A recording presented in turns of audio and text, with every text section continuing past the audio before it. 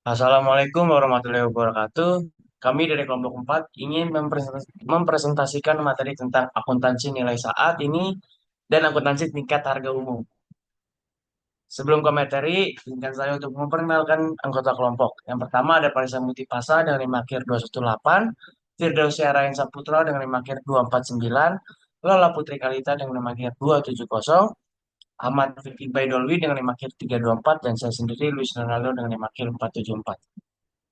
Materi pertama akan dijelaskan oleh rekan saya. Baik, materi pertama yaitu relevansi konsep laba.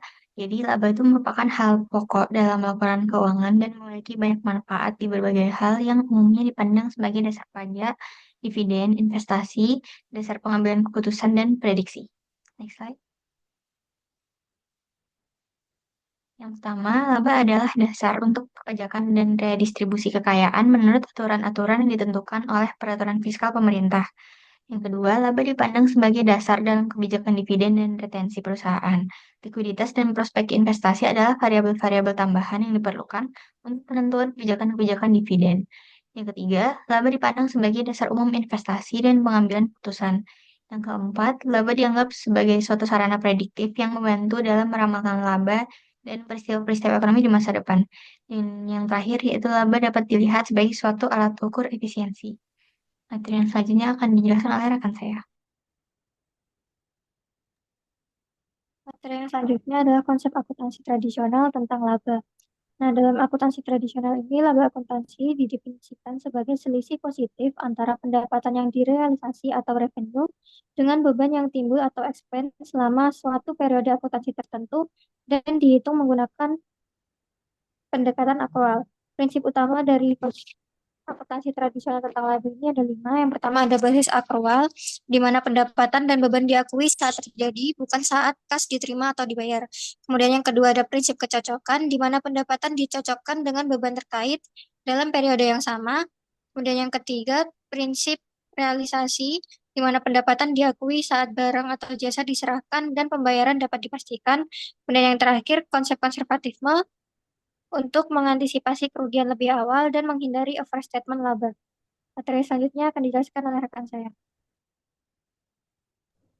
Baik, materi yang selanjutnya yaitu ketepatan dalam menjelaskan konsep tentang laba dan pemeliharaan modal.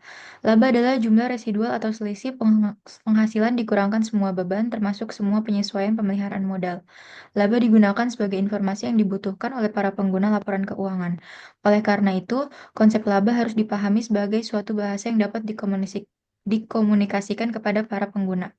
Dalam tataran semiotika, semantik, sintaktik, dan pragmatik, konsep laba didefinisikan menjadi tiga teori, yaitu yang pertama, konsep income dalam tataran semantik. Laba harus dapat memberikan informasi kepada para pengguna laporan keuangan mengenai implementasinya dalam perusahaan seperti pengukur kinerja, harapan investor, dan estimator laba ekonomi. Yang kedua, konsep income dalam tataran sintaktik. Laba harus diungkapkan sesuai standar dan prosedur akuntansi yang objektif, sehingga dapat diukur atau disajikan dalam suatu laporan keuangan.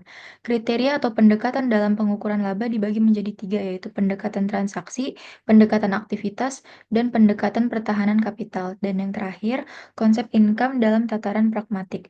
Konsep ini berkaitan dengan pengaruh informasi laba terhadap perubahan perilaku para pemakai laporan keuangan. Pendekatan yang digunakan dalam konsep ini adalah pendekatan penalaran deduktif dan pendekatan penalaran induktif. Next slide. Selanjutnya mengenai modal. Modal adalah sumber daya yang digunakan untuk membiayai kegiatan usaha, investasi, atau produksi, baik berupa uang, barang, atau aset lainnya. Konsep modal dapat dibedakan atas konsep modal keuangan dan konsep modal fisik. Konsep pemeliharaan modal berkaitan dengan konsep laba dan memberikan dasar rujukan dalam perhitungan laba rugi. Pemahaman konsep ini penting untuk membedakan pengertian imbalan modal entitas dan pengembalian modal. Imbalan modal entitas adalah laba atau keuntungan yang dihasilkan atas modal yang diinvestasikan pada entitas. Sedangkan pengembalian modal merupakan penarikan kembali modal oleh pemilik. Konsep pemeliharaan modal keuangan mengukur modal dalam satuan moneter nominal dan laba merupakan kenaikan dalam modal uang nominal selama periode usaha. Kenaikan harga aset yang dimiliki meskipun dapat dianggap telah terjadi keuntungan atas pemilikan, tetapi tidak dapat diakui dan dilaporkan sebagai suatu keuntungan sebelum aset tersebut benar-benar telah dilepaskan dalam suatu transaksi pertukaran, yaitu dijual atau ditukar dengan aset lain atau digunakan untuk melunaskan suatu liabilitas. Materi yang selanjutnya akan dijelaskan oleh rekan saya. Selanjutnya merupakan konsep nilai saat ini. Nilai saat ini atau present value, future value merupakan jumlah nilai sekarang dari arus kas masa depan yang diharapkan. Yang didiskontokan menggunakan tingkat diskonto tertentu dalam konteks akuntansi ini digunakan untuk menilai aset atau kewajiban berdasarkan nilai ekonomisnya yang diantisipasi. Kemudian untuk menghitung nilai saat ini diperlukan estimasi arus kas masa depan yang akan diterima atau dibayar, waktu terjadinya arus kas tersebut, lama umur manfaat dari aset, tingkat diskonto yang relevan untuk menghitungkan nilai sekarang. Selanjutnya akan dijelaskan oleh rekan saya. Nah, lalu di sini ada penyajian kembali tingkat harga umum dari laporan keuangan biaya historis. Akuntansi biaya historis memiliki asumsi bahwa satuan moneter adalah stabil atau perubahan yang terjadi pada nilai dari satuan moneter adalah tidak material. Akan tetapi, telah kita ketahui bersama bahwa tingkat daya beli secara umum dari dolar telah terus-menerus mengalami penurunan. Tingkat daya beli umum ia mengacu pada kemampuan dari satuan moneter untuk membeli barang atau jasa, memiliki hubungan terbaik dengan harga dari barang-barang atau jasa yang menjadi pertukarannya. Perubahan-perubahan dalam daya beli dari dolar dengan menggunakan angka indeks. Indeks harga adalah rasio dari harga rata-rata sekelompok barang atau jasa pada tanggal tertentu dengan harga rata-rata dari kelompok barang atau jasa yang serupa di tanggal tertentu yang lain, yang disebut sebagai tahun dasar. Lalu saya ada langkah-langkah untuk menyajikan kembali jumlah biaya historis yang terdapat dalam laporan keuangan tradisional ke dalam satuan-satuan tingkat daya beli umum. Yang pertama yang pertama dapatkan satu kumpulan lengkap laporan keuangan biaya historis.